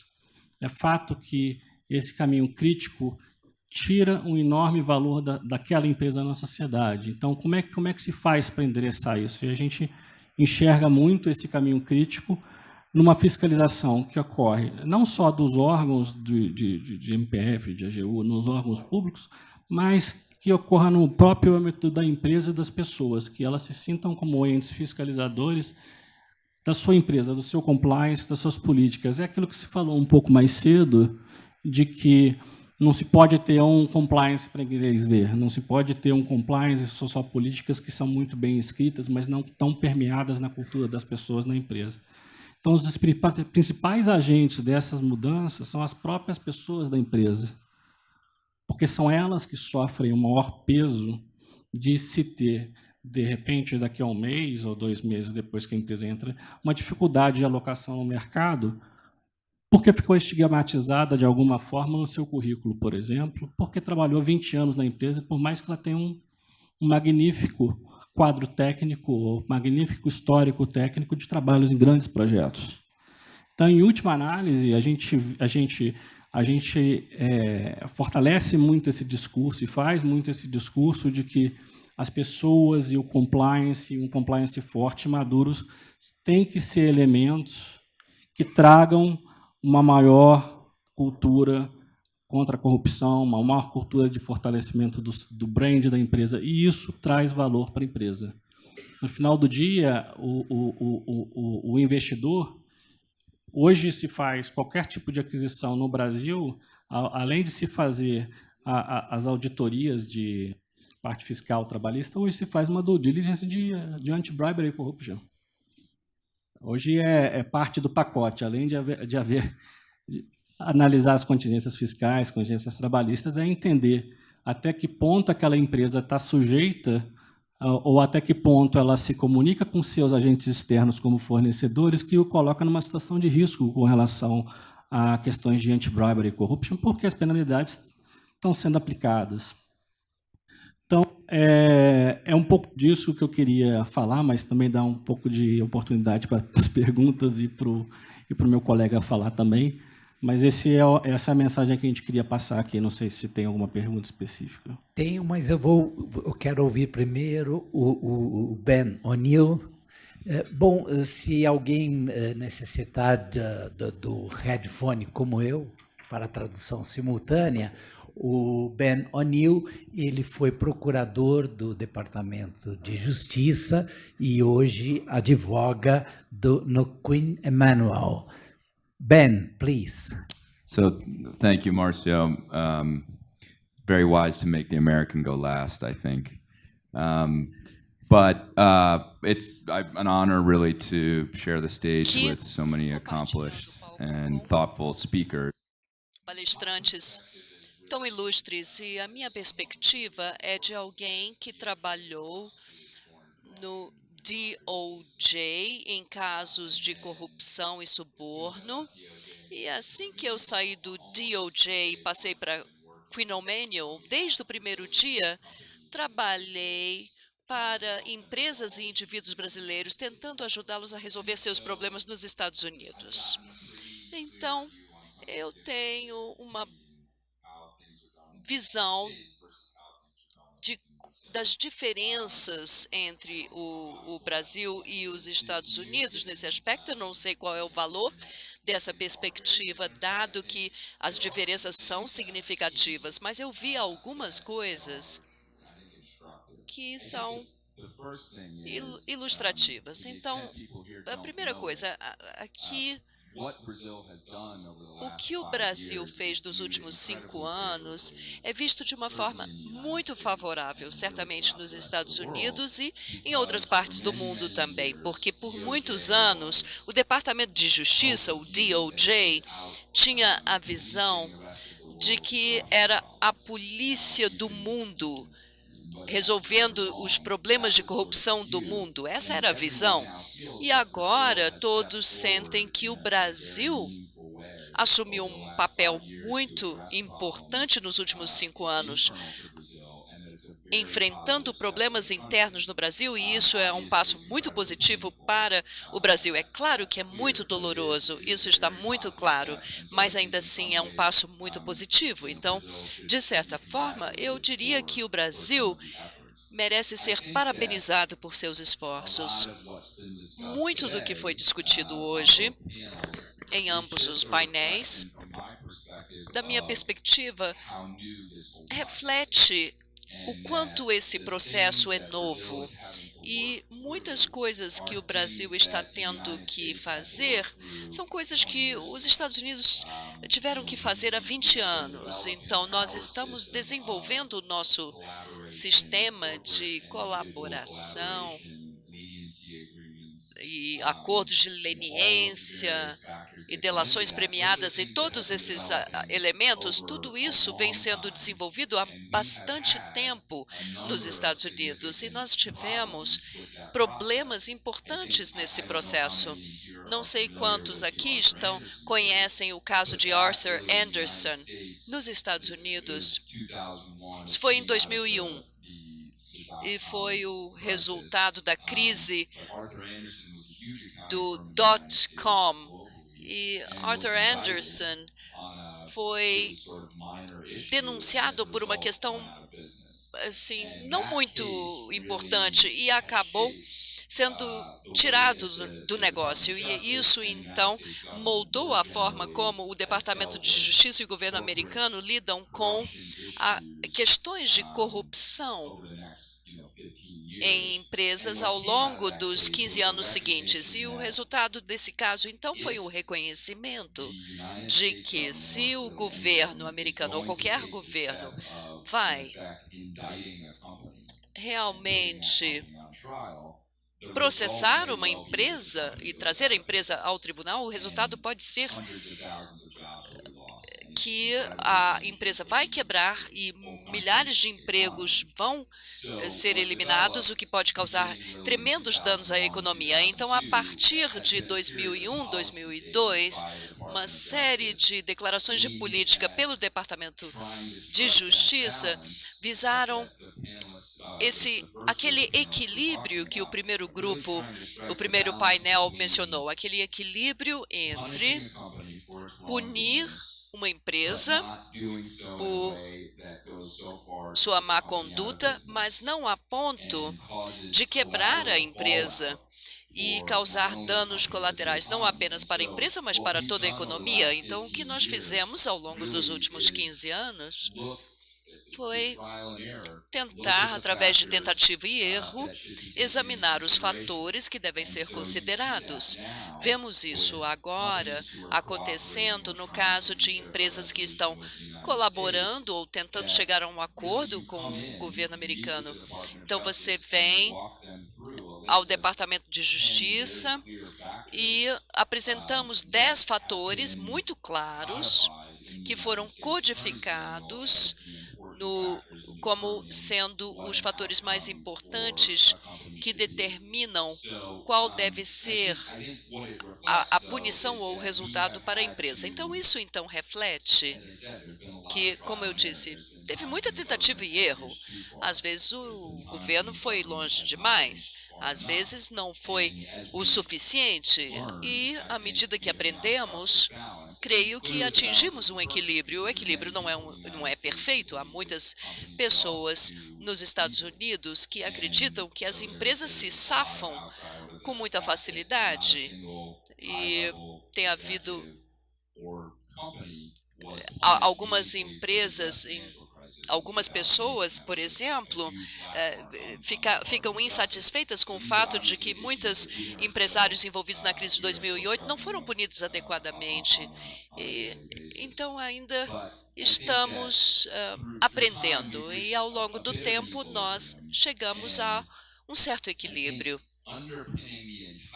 E subjacente a todo o sistema de colaboração de empresas e colaboração de indivíduos com o governo americano, há 3 fatores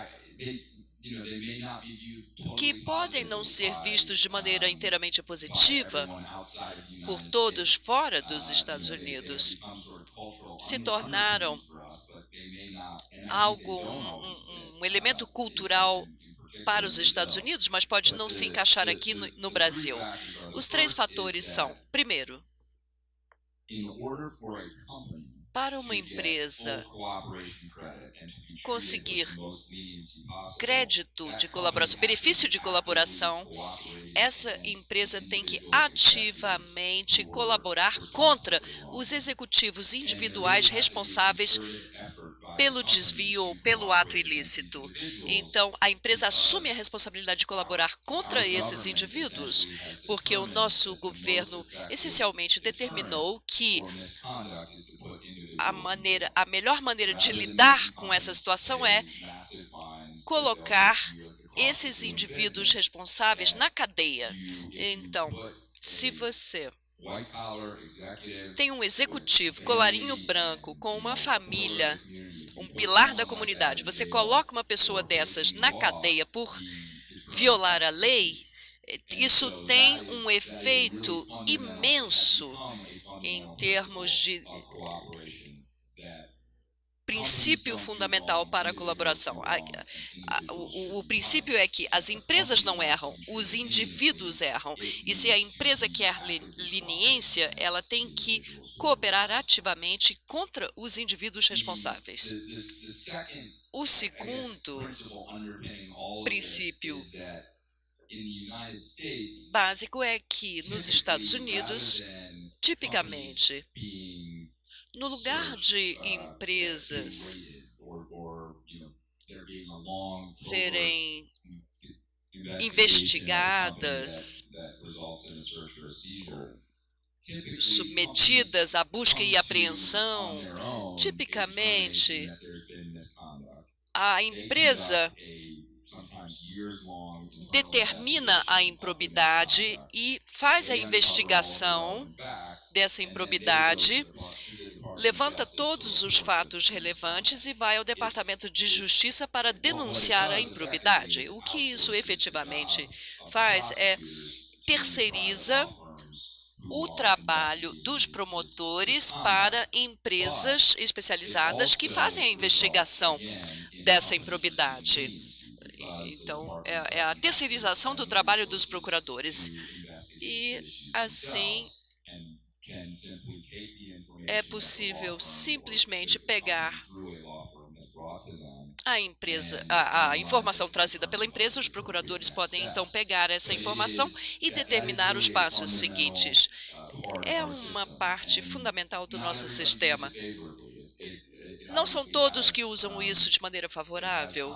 É claro, existem questões de conflito de interesse inerentes aí, mas é assim que as coisas são feitas a maioria das vezes e tem sido uma maneira efetiva de combater a corrupção entre as empresas. E também há o princípio da boa-fé. O governo tem que aceitar a informação apresentada pela empresa como correta, porque se não for, a penalidade contra a empresa será ainda mais rigorosa.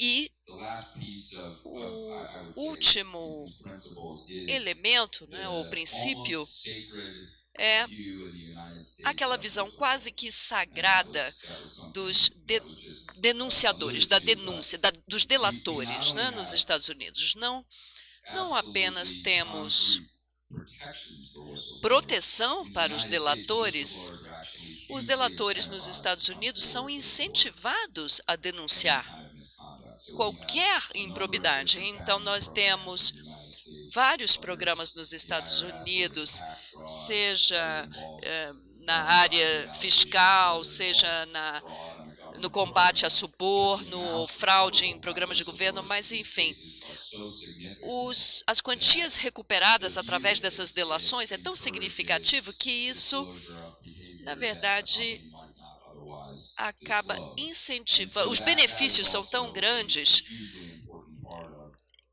que isso se torna uma parte muito importante da relação entre governo e empresas, porque, mais uma vez, o governo, muitas vezes, conta com as próprias empresas ou delatores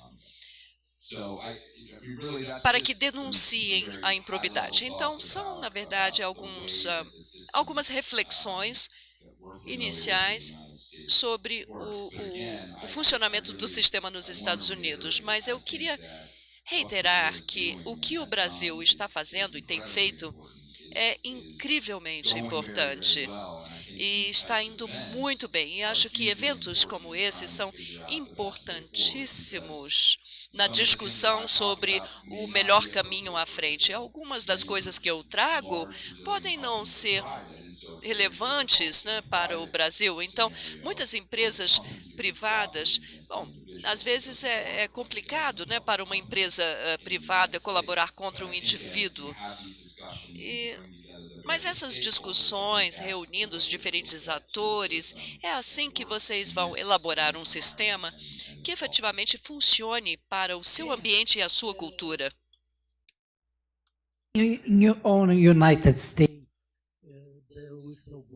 Nos Estados Unidos, o delator tem uma proteção contra vingança e retaliação, né? Aqui no Brasil, o sujeito da acusação é o governo. E o senhor acredita que nós precisamos aqui de um mecanismo como esse?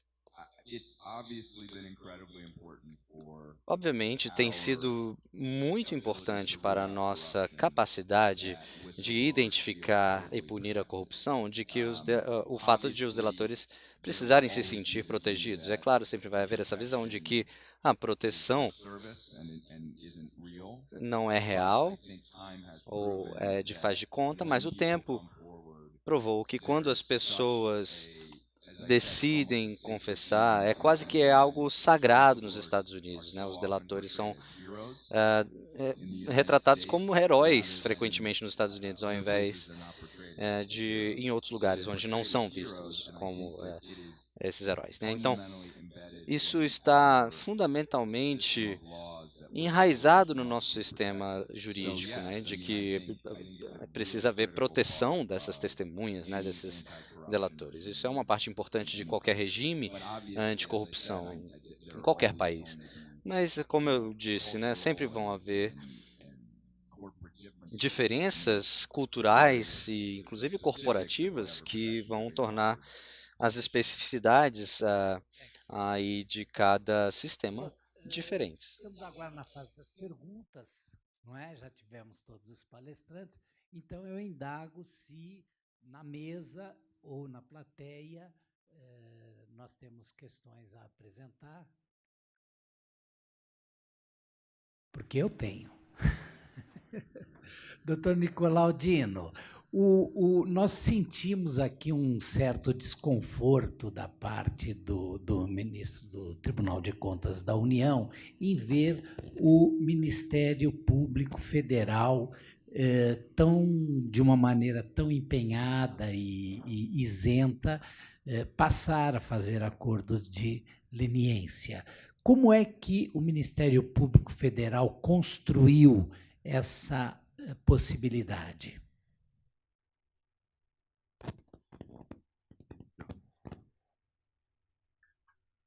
É bem interessante contar essa história, Chair. E ela nasce de uma das medidas premiais adotadas na Força Tarefa Lava Jato em Curitiba.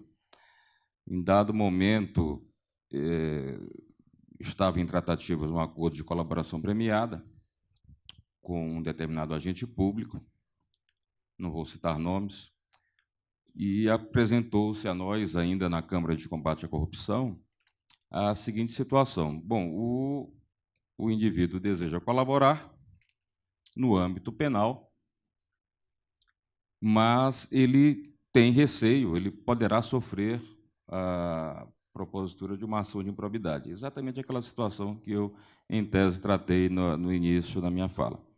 Como se comportar diante de uma situação dessa? Ele faz o acordo, mas, eventualmente, outro colegitimado, ou até mesmo o próprio Ministério Público, em tese, poderia propor uma ação de improbidade administrativa em relação ao mesmo fato que tem dupla tipificação. E, realmente, a situação é embaraçosa. Mais embaraçosa por quê? Como eu disse ainda há pouco e reafirmo, a lei anticorrupção prevê essa possibilidade, de uma forma absolutamente contraditória. A lei 12.846 diz que as medidas de responsabilização ali previstas não excluem, ou as medidas premiais ali, no caso a leniência ali previstas, não excluem as providências no campo da responsabilização por improbidade administrativa. E aí você volta à lei de improbidade administrativa e vê lá um dispositivo que diz o seguinte: no campo da responsabilização por improbidade administrativa é vedada a realização de transação. Isso está lá no artigo 17 da Lei 8429, que é de 92. O que nós construímos, e, a meu ver, a realidade impõe isso. Nós estamos diante, quando se fala em promoção de responsabilidade por atos de corrupção, nós estamos diante de um microsistema anticorrupção. Esse microsistema normativo é composto por diversas disposições, diversos instrumentos normativos. A lei de licitações, a legislação penal, codificado extravagante, a lei de improbidade administrativa, a lei que trata da defesa da ordem econômica, o sistema anticoncorrencial, a lei de improbidade administrativa também. Então, são vários diplomas normativos, aparentemente fragmentados, mas todos sinalizando numa única direção: enfrentamento da corrupção, respostas estatais no que se refere à prática de atos de corrupção. A isso se chama um microsistema de corrupção. Se nós estamos, de fato, como estamos, trabalhando com um microsistema, a esse microsistema há de se dar uma interpretação óbvia, sistemática, coerente, unívoca. Lembrando aqui, rapidamente, Bobbio, o direito não deve propiciar interpretações colidentes. A busca da coerência é essencial na aplicação do instrumental jurídico normativo. Nós não podemos extrair de um sistema respostas contraditórias entre si. De onde se conclui o quê? Se estamos num microsistema anticorrupção, o negócio, o consenso, o negócio jurídico que se faz num determinado campo, ele deve se espraiar, ele deve irradiar em relação a todas as possíveis esferas de responsabilização, permitindo que se faça em todas as esferas de responsabilização medidas transacionais também no sentido de conferir imunidade total ou parcial, a depender da situação concreta. Daí a construção do acordo de leniência na esfera da improbidade administrativa, mesmo na existência da lacuna normativa que se apontou. Para nós, a conclusão inarredável é que, em se tratando de um microsistema, pela própria força decorrente dessa nova estrutura, esse artigo 17 a que eu fiz referência, da Lei de Improbidade, ele se encontra derrogado. Não há outra conclusão a que se chegue senão entender a necessidade de se construir medidas consensuais, no sentido do aprofundamento da investigação ou da concessão de benefícios, em caso da colaboração, também no campo da improbidade administrativa. Essa é a conclusão a que se chega. Além disso, além do alcance da leniência no campo da improbidade, a própria celebração da leniência para efeito da Lei 12.846. Eu tive a oportunidade de debater com várias pessoas que aqui se encontram em momento pretérito, debater no sentido do trabalho, da construção de soluções, no sentido de eliminar algumas antinomias, algumas aparentes contradições presentes na Lei 12.846. Nós sabemos que essa lei anticorrupção, que ela é de 2013, ela foi submetida a um processo legislativo um tanto quanto acelerado, eu diria. E todo o processo legislativo que é acelerado, ele tende a deixar alguns efeitos colaterais. E eu vejo na Lei 12.846 a necessidade de urgentes medidas de suprimento, de correção de algumas imperfeições ali presentes. Uma delas eu já mencionei, que é a possibilidade de apenação na improbidade em face das disposições dos fatos ali considerados ilícitos. A outra é a técnica, aparentemente aparentemente não, concretamente contraditória, quando trata dos legitimados para celebrar leniência. Ali, numa leitura apressada, tem-se a impressão de que a leniência só valeria para as sanções administrativas, o que não é verdade. O que não é verdade. O acordo de leniência ali previsto para práticas de corrupção, esse acordo vale tanto para a responsabilização no campo administrativo como para a responsabilização no campo judicial. A outra questão que ali se põe, passível de correção e, pelo menos, de clarificação. Não se fala claramente que o Ministério Público tem legitimidade para fazer acordo de leniência. Não se diz isso expressamente. Mas se diz o seguinte: há determinadas situações em que o Ministério Público pode promover a responsabilidade de outro agente público em caso de desvios ou de incorreções ou imperfeições na condução de tratativas tendentes a um negócio de leniência. Ora, se o Ministério Público terá, em dado momento, legitimação para promover a responsabilidade em face de má condução de uma tratativa tendente à leniência, isso significa dizer que ele é um personagem presente no contexto da resposta estatal no campo dos fatos, das infrações previstas naquele diploma legal. E, em sendo um protagonista nessas medidas de responsabilização, tem ele, portanto, se ele dispõe do mais, ele pode dispor do menos, tem ele também a legitimação para promover o acordo de leniência. Enfim, e por último, é o Ministério Público o legitimado exclusivo para a promoção da responsabilidade penal. Não se pode imaginar que um fato que se submete à leniência numa esfera venha a ensejar promoção de responsabilidade penal na outra esfera de responsabilização. Então, por tudo isso, pensando coerentemente o sistema, é necessário que se faça também a leniência com essa amplitude necessária a que eu faço referência. Obrigado. Ministro Napoleão, eu perguntei ao Ben O'Neill sobre um mecanismo de proteção que existe nos Estados Unidos contra o colaborador da justiça voluntário, que lá se chama whistleblower. Ele achou interessante. Ao seu lado, aí, o senhor tem um cidadão que foi absolvido na Lava Jato, mas, num outro processo, ele ofereceu informações a respeito de um político muito importante, de um partido muito influente, né? Que é o presidente da República. Imediatamente caíram sobre a cabeça desse rapaz aí a CVM, a AGU, CGU, Receita, CVM, CAD e tudo o mais. Uma coincidência, né? Provavelmente. Não, não é coincidência, foi vingança mesmo, né? Retaliação. A justiça podia fazer alguma coisa, já que isso não é o caso único, não é? Porque existe esse paradoxo de quem que um empreiteiro vai delatar? É o governo. Agora, se o governo tem os mecanismos para fazer a leniência, ele não faz, né?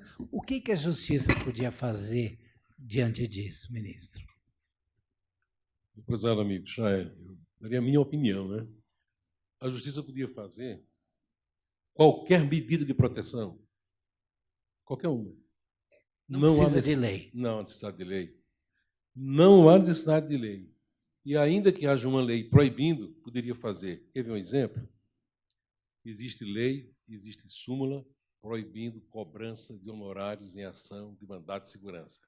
Está aqui um juiz, professor Veloso, que propôs há muitos anos atrás a ideia de que se deveria cobrar honorários, devia haver sucumbência em mandado de segurança quando é concedida a ordem, porque o impetrante foi vitorioso na ação.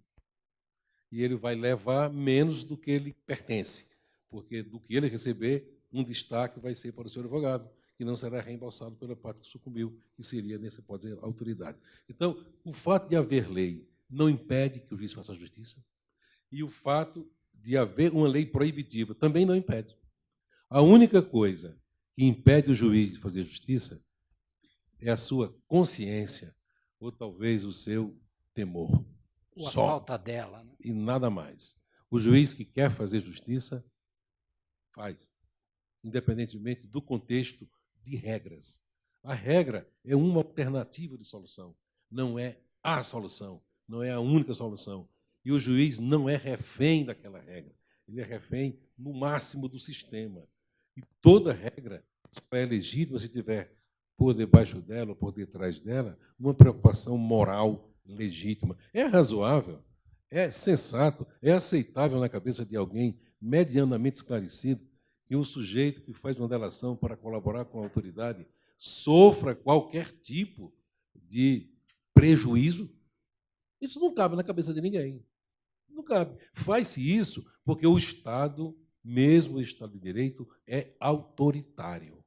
E os juízes prestam um serviço extraordinário ao autoritarismo estatal, na medida em que se conservam operadores da lei, aplicadores da lei, e não indivíduos que refletem, que pensam, que ajustam as situações às realidades da vida. Eu penso que o juiz pode dar a proteção que o informante merece e precisa, independente de qualquer norma, de qualquer regra, a meu ver. Perfeito. Doutor José Figueira.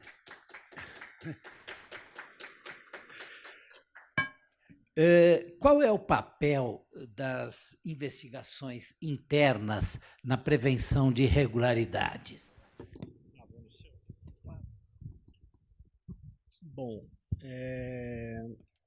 aí você tem que distinguir a finalidade de algumas investigações internas. Em algum sentido, quando uma empresa detecta um evento de fraude, via de regra, nasce para ela o dever de apurar. E essa apuração ela parte normalmente do comando do órgão de governança, que é o conselho/diretoria, que vai contratar os seus especialistas para fazer essa apuração. Normalmente são os escritórios de advocacia. Esse é um caminho da investigação interna.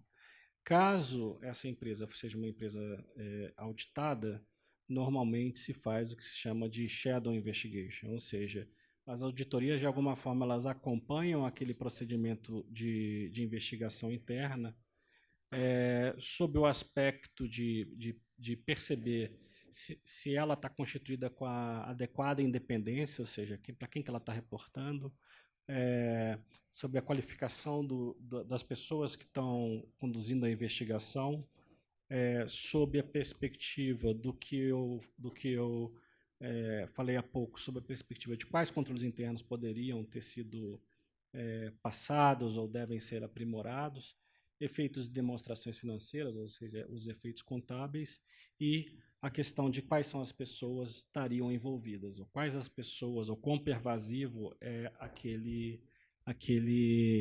aquela circunstância. Esse é o tipo, vamos dizer, clássico de uma investigação interna, ou seja, se detectou e se está se apurando.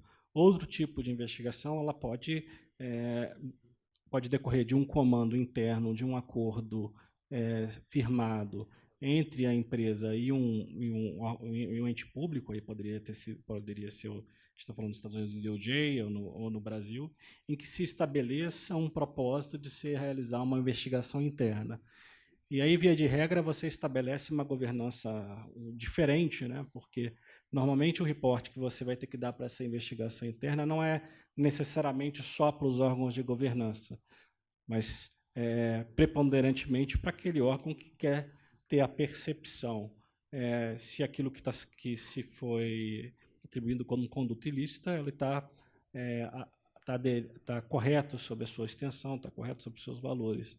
Então, em alguns casos, se faz os reportes para o DOJ, ou, em alguns casos, no Brasil, se faz um reporte, observado uma governança, para o Ministério Público.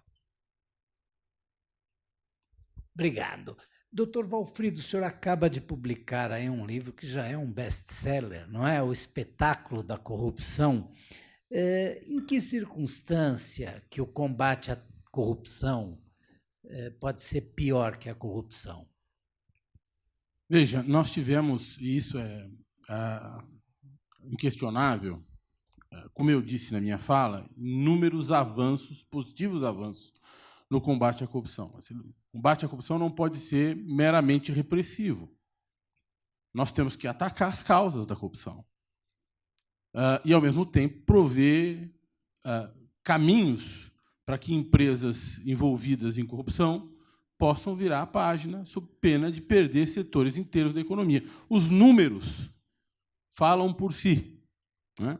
Há quem diga que nós vamos, por meio do combate puramente repressivo,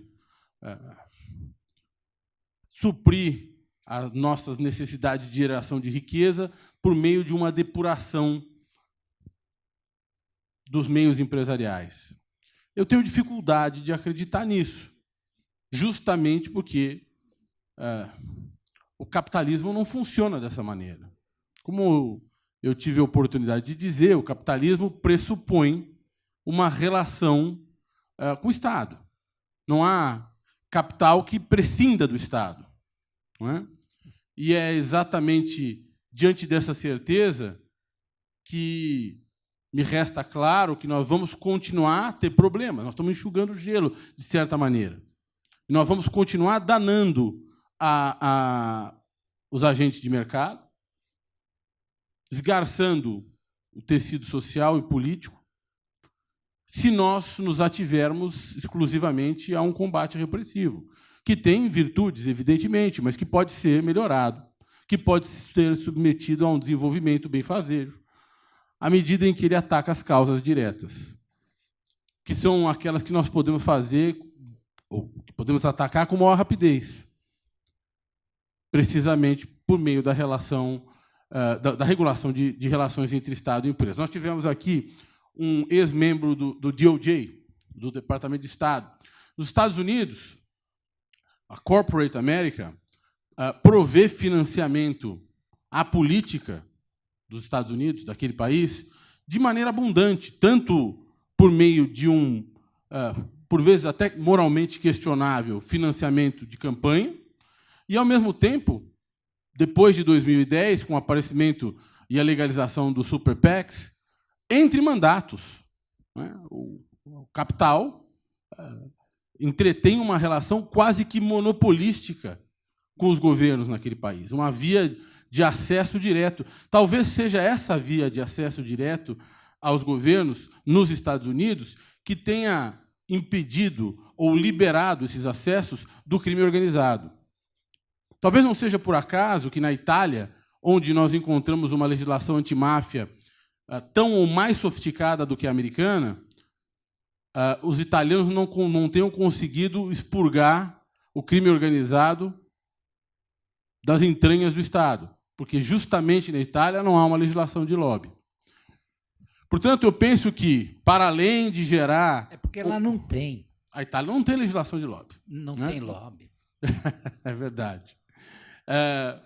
Então, para além de, efetivamente, gerarmos uma cultura de integridade, uma coisa que demora, que leva tempo, que precisa ser feita a partir da tenridade, a partir também de uma noção de sociedade, de coletividade, mais rápido será racionalizar as relações entre Estado e empresa para atacar a causa e evitar que uma atuação puramente repressiva ou punitiva, como disse o ministro Napoleão, se restrinja a nos dar momentos de entusiasmo nesse combate, seguidos de momentos de desespero. Esse é o meu ponto. Obrigado. Bom, uma última pergunta, já que nós estamos com o horário aqui estourando, para o doutor Antunes. Qual é a sua expectativa? O senhor tentou a leniência, acho que durante 2 ou 3 anos, não é isso? Sua tentativa... Qual expectativa? Sim, mas antes o senhor tentou por 2 anos? 3 anos. 3 anos, 3 né? anos. Sem sucesso. É. E qual é a sua expectativa agora? Olha, eu tenho uma expectativa positiva por alguns fatos, né? Primeiro, pelo fato de estarmos todos aqui hoje e olhando centenas, dezenas, milhares de obras paradas, a necessidade de recompor a infraestrutura e a importância da infraestrutura para o país. Bom, também temos um segundo clima. Aqui o doutor Dino comentou, e o Miro também. Nós estamos num processo de trial and error aqui também no Brasil, né, em que, algumas situações, você paga uma conta, mas o resultado final, né, ele tem que ser positivo para a sociedade. Mas, em todo caso, eu acredito muito que, por tudo que eu escutei hoje aqui, pela posição da ministra Grace, pela sua posição, pela posição do ministro Toffoli, que tem uma consciência, pelo menos, que nós precisamos arranjar os meios e mecanismos de ter uma relação correta entre governo e Estado. Em particular, no caso dos Estados Unidos, eu tenho um exemplo interessante para citar. Talvez você seja mais novo do que eu, mas no governo Reagan, por exemplo, o Walt Schultz era secretário de Estado, né? A América, através do Schultz, construiu a Arábia Saudita inteira, numa relação absolutamente aceitável entre governo e iniciativa privada. E não é um exemplo pequeno, é um exemplo grande. Você vê alguém falando que isso estava errado. Nós temos que ter relações transparentes. Isso foi muito bem colocado aqui em 2 ou 3 ocasiões. E aí, eu tenho um ponto a mais para colocar, que seria o seguinte: é a questão da relação dos servidores públicos que estão no governo hoje e o medo e o pavor que esse pessoal tem de assinar qualquer documento. Por exemplo, se você discutir aqui um contrato de concessão, uma empresa americana, uma empresa europeia ganha uma concessão de uma estrada, dali 5 anos tem regras lá dentro, não se comporta como deveria, ela tem que fazer um ajuste tarifário. Eu pergunto para vocês, quem é que faz hoje, no clima que nós temos, um ajuste tarifário? Ninguém faz. Não adianta que esse senhor do TCU, eu vi com essa conversa aqui, que é uma conversa horrorosa, para ser o mínimo. Espero que esteja por aqui, porque é melhor falar de frente. Pô. Não é essa a maneira de nós construirmos e ajustarmos as coisas, né? Mas eu tenho hoje, na 5ª Câmara, para te responder objetivamente, no Ministério Público Federal, um diálogo aberto, é uma Câmara centralizadora no Ministério Público que vai analisar tudo aquilo que é ofertado e está com o objetivo de resolver pelo menos uma parte da questão. Mas nós vamos esperar também caminhar na CGU e em outros órgãos.